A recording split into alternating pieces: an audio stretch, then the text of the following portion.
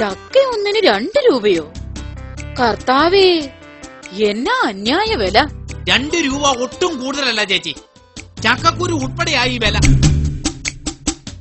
ഇതെന്നാത്തിനാടി ചക്ക വില കൊടുത്തു വാങ്ങുന്നേ? നമുക്ക് വീതം കിട്ടിയ പുരയിടത്തിലെ പ്ലാവയിൽ ചക്ക പുണ്ണു പോലെയല്ലേ പിടിച്ചു കിടക്കുന്നത്. ഞാൻ പോയി ചക്ക ഇട്ടോണ്ട് വരാം. ആ പിന്നെ എന്റെ ഒരു കച്ചി വരും, ഇരിക്കാൻ പറ. ചക്ക 2-3 ഒന്നിച്ച് കെട്ടിയേ തലയിലോട്ട് വെച്ചോണം. നിന്റെ അപ്പൻ നിന്നെ എന്റെ തലയിലോട്ട് കെട്ടിവെച്ച പോലെ. പ്ലാവേൽ കേറാൻ ആള് വേണം. ആരെ വിളിക്കും? ആ നമ്മുടെ സാമുവേലിന്റെ മകനാ വിളി. നല്ല കയറ്റമുള്ള ജോലിയാന്നാ കേട്ടെ. അങ്ങേര് സബ് കളക്ടറാ ചേട്ടാ. ഒന്ന് വേഗം വാടി, ബസ് ഇപ്പൊ പോവും.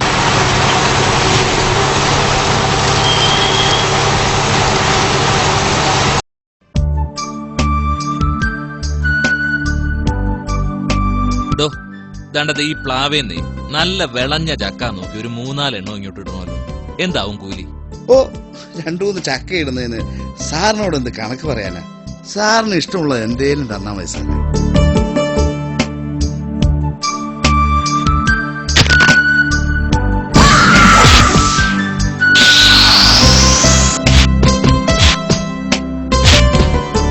ദാ 10 രൂപയുണ്ട്. 10 രൂപയോ? 80 രൂപയാ കയറ്റക്കൂലി. 4 ചക്കയിട്ടതിന് 80 രൂപയോ? ഇത് എവിടത്തെ കൂലി? എവിടത്തെ കൂലിയോ? മര്യാദക്ക് കാശ് വെച്ചു പോടൂ എച്ചി. ഇതാ 80 രൂപ. ചേട്ടാ, ഈ ചക്കയൊന്ന് ബസ് സ്റ്റോപ്പിൽ എത്തിച്ചു തരുവോ? ലോഡിങ്ങിന് ഇവിടെ ആൾക്കാരുണ്ട്.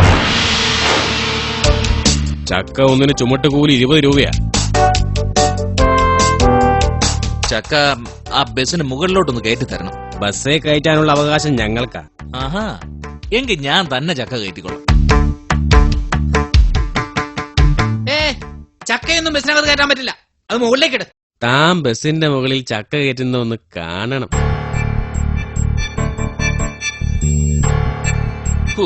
ചക്ക കയറ്റി. ആ ഇനി പോവാ. ആ അങ്ങനെ അങ്ങ് പോകാൻ വരട്ടെ. ഞങ്ങളുടെ കൂലി എടുക്ക്. എന്നാ കൂലി? ഞാനല്ലേ ചക്ക കയറ്റിയത്. താൻ ഇവിടത്തുകാരനൊന്നും അല്ലേ. എടോ, ഞങ്ങളുടെ നോക്കുകൂലി താടോ 80 രൂപ.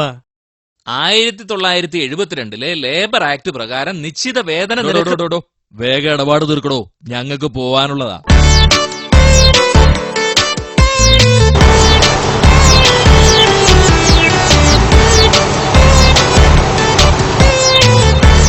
ആന വരുന്നു, കത്തിച്ചു വിട്ടോ. 3 ചക്ക ബസ്സിന്ന് താഴെ പോയടി. ഒരു ചക്ക ഇവിടെ കൊണ്ടുവന്നപ്പം ചെലവ് 210 രൂപ. 2 രൂപയ്ക്ക് തേൻവരിക്ക മുറ്റത്ത് കൊണ്ടുവന്നതാ.